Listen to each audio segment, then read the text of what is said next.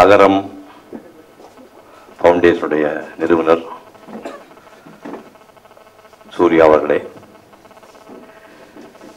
தாய் தமிழ் பள்ளியினுடைய நிறுவனர் பேராசிரியர் கல்யாணி அவர்களே, பரிசு பெற்ற மாணவ செல்வங்களே, அவர்தம் பெற்றோர்களே, ஆசிரியர் பெருமக்களே, 34 வருஷமா விடாம ஒரு சின்ன அறையில் நடக்கக்கூடிய இந்த நிகழ்ச்சியை உலகம் பூராவும் கொண்டு சென்று கொண்டிருக்கின்ற பத்திரிகை உலகத்தைச் சேர்ந்த சகோதரர்களே, தொலைக்காட்சி நண்பர்களே, இணையதள நண்பர்களே, அனைவருக்கும் முதல்ல காலை வணக்கம். இங்கே உட்கார்ந்துக்கிற குழந்தைங்கள பெரும்பாலும் எல்லாமே ஏழை குழந்தைங்க. அவங்க கதையை கேட்கும்போதே ரொம்ப வருத்தமாக இருக்குது. என் கதையை கேட்டிங்கன்னா நீங்கள் ரொம்ப வருத்தப்பட்டுருவீங்க. பார்க்கறதுக்கு கொஞ்சம் கலர்ஃபுல்லாக ஒரு ஹீரோ மாதிரி தெரிகிறேன். பட்டு பின்னணி மிக சோகமான பின்னணி. நான் பிறந்த உடனே 10 மாதம் எங்கள் அப்பா இருந்துட்டார். அதுக்கப்புறம் 4 வயசு எனக்கு ஆகும்போது ஒரே நாள் பிளேகில் எங்கள் அண்ணன் வந்து 16 வயசு பையன் ஒரே நாள் காலையில் சிரிச்சிட்டு இருந்து சாயங்காலம் செத்து போயிட்டாங்க. சாப்பிட்றதுக்கு வந்து 1945-46 உணவு பஞ்சம் உச்சம். அதாவது கேழ்வரகு தான் கடைசி தானியம், அதுதான் மலிவான தானியம். அதுவும் விளையாது. அது கொஞ்சம் மேலே உள்ளது தெனை, வரகு, சாமை, அதுவும் விளையாது. அதுக்கு மேலே வெள்ளைச்சோளம், மஞ்சச்சோளம், அதுக்கு அரிசிங்கிறது நாங்கள் பார்த்ததில்ல. அரிசிக்கு பேர் எங்கள் ஊரில் பொங்கச்சோறுன்னு பேர். பொங்கச்சோறுனா தைப்பொங்கல் அன்னைக்கு செய்கிற சோத்துக்கு பேர் தான் பொங்கச்சோறுன்னு பேர். மற்ற நேரங்களில் நாங்கள் பார்த்ததில்ல. பொறுத்து பார்த்துட்டு 5ஆம் கிளாஸ் தாண்டும் போது எங்கள் அம்மாட்ட ஒரு கேள்வி கேட்டேன். நீ பொங்கச்சோறு போட முடியாமல் நீ எதுக்காக பெற்ற? நீ நான் உன்னை பெற்றுக்க சொன்னான்னு கேட்டேன். அந்த படிக்காத தாயார், 31 வயசுல விதவியான தாயார், எங்கள் அப்பா விட்டுட்டு போன அந்த செம்மண் பூமியில் ஒரு 8 ஏக்கராவில் காலையில் 6 மணிக்கு போயிட்டு சாயங்காலம் 6 வரைக்கும் மல்லாடுன அந்த தாயார், 5 குழந்தையை பற்றி எல்லா குழந்தையும் வரிசையாக பறி கொடுத்துட்டு ஒரே பையன் வச்சிருந்த தாயார் பதில் எதுவும் சொல்லாமல் ஒரு பிடி அரிசி தினமும் எடுத்து பானையில் ஒழிச்சு வச்சிருந்து அந்த அரிசி சாதத்தை மட்டும் பள்ளிக்கூடத்தில் போகும்போது தூப்பு வரிசையில் போட்டு கொடுப்பாங்க. பாக்கி அரிசி பள்ளிக்கூடத்தில் சனி ஞாயிறில் அரிசி சாதம் கிடையாது. இந்த பள்ளிக்கூடம் போகிற நாளில் மட்டும்தான் அரிசி சாதம். அப்படி நான் படிக்க ஆரம்பித்தேன். 3ஆம் கிளாஸுக்கு மேலே என் தங்கச்சியை படிக்க முடியாது. எங்கள் அக்காவை வந்து 3ஆம் கிளாஸோட நிறுத்திட்டாங்க. நானே SSLC போகும்போது, நாங்கள் படிக்கும்போது அரசு பள்ளியிலேயே ஃபீஸ் இருந்தது. 5.25 ரூபா SSLCக்கு ஃபீஸு.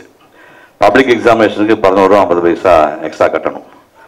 அதுக்கப்புறம் இது வரிசையாக ஒரு நாள் 5.25 ரூபா கட்ட சொன்னேன். அடுத்த நாள் வந்து 11 ரூபா 50 பைசா கட்ட. நேற்று என்னப்பா பணம் வாங்கிட்டு போனாங்க. இது பப்ளிக் எக்ஸாமில் என்ன எக்ஸாம் அப்படி கஷ்டப்பட்டு ஏதாவது பொறுக்கி கொடுத்தாங்க.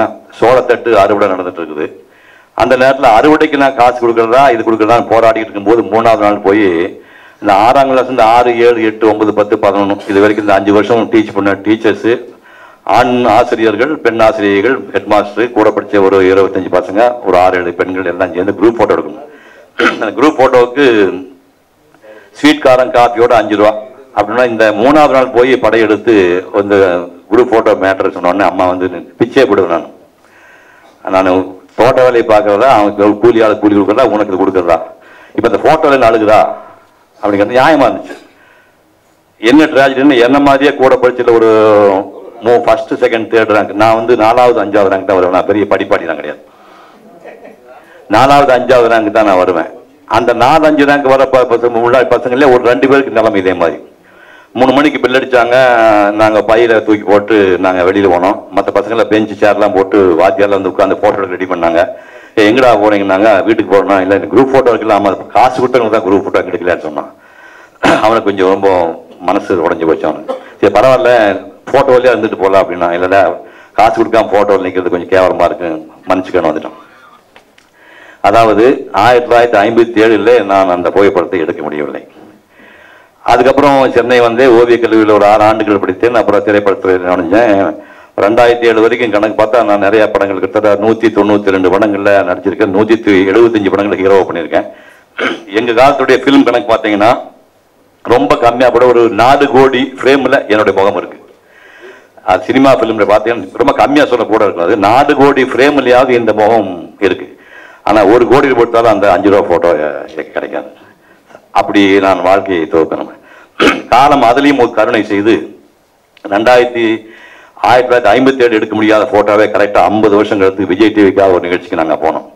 அதாவது படித்த பள்ளியிலே மாணவர்களை தேடி பிடிச்சி கண்டுபிடிச்சு அந்த பள்ளியை சந்திக்கணும்னு சொல்லி தேடி என் கூட படித்த நாங்கெல்லாம் கோஎஜுகேஷன் பேர் பொண்ணு கூட பேச உடனே அனுப்பிடுவாங்க.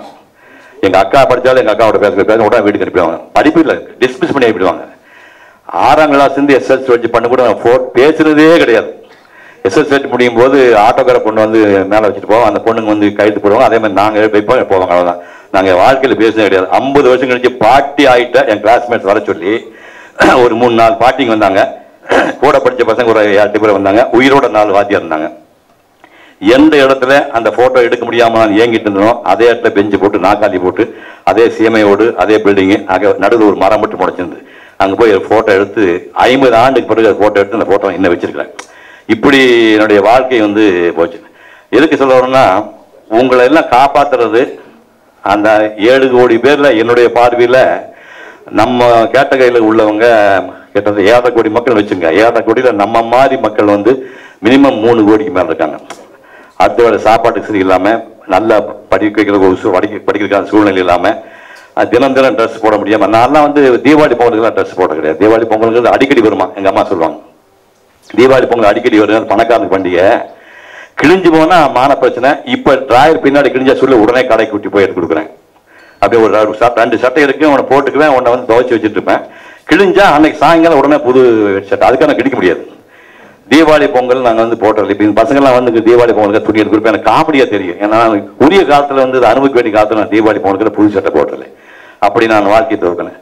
உங்களுக்கெல்லாம் நான் சொல்ற விஷயம் என்னன்னா, கல்வி ஒன்று தான் உங்களுக்கு கடவுள். கல்வி ஒன்று தான் கடவுள்.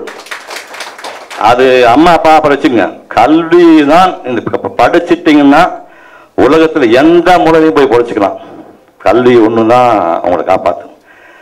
நான் வந்து இப்போ ஏர்போர்ட்டில் வரும்போது பார்த்தோம்னா, எங்கள் பக்கம் வந்து காடு கரையை சுள்ளது பொறுக்கிட்டு இருக்கிற தாய்மார்கள், அவங்க ஏற்கனவே கருப்பாக இருப்பாங்க. அது வேகாத வெயிலில் இன்னும் கருப்பாகி போய் டெலிஃபோன் கலர் இருப்பாங்க. அந்த தாயாருக்கு வந்து ஒரு 9 லட்சம் புடவை கட்டிப்பா, நல்ல புடவைலாம் வாங்க முடியாது. பின்கொசும் வச்சு கட்டுவாங்க. கிராமத்து பொம்பளைங்க தெற்கத்து ஆளுங்களும் தெரியும், பின்கொசும் வச்சு கட்டுவாங்க. உள்ள பாவடையெல்லாம் கட்ட மாட்டாங்க. அந்த பின்கொசும் வச்சு கட்டின புடவையோட தேங்காய் நிறைய போட்டு தேங்காய் ஒழுகிடு தலையிருந்தா அப்படி எண்ணெய் போட்டுட்டு ஒரு படியவான கிராமத்து தாயாரை ஒரு பையன் கூப்பிட்டு வந்து கோயம்புத்தூர் ஏர்போர்ட் ஏற்றி சிங்கப்பூர் கூட்டி போறான். எப்படி சாத்தியம்? படிப்பு.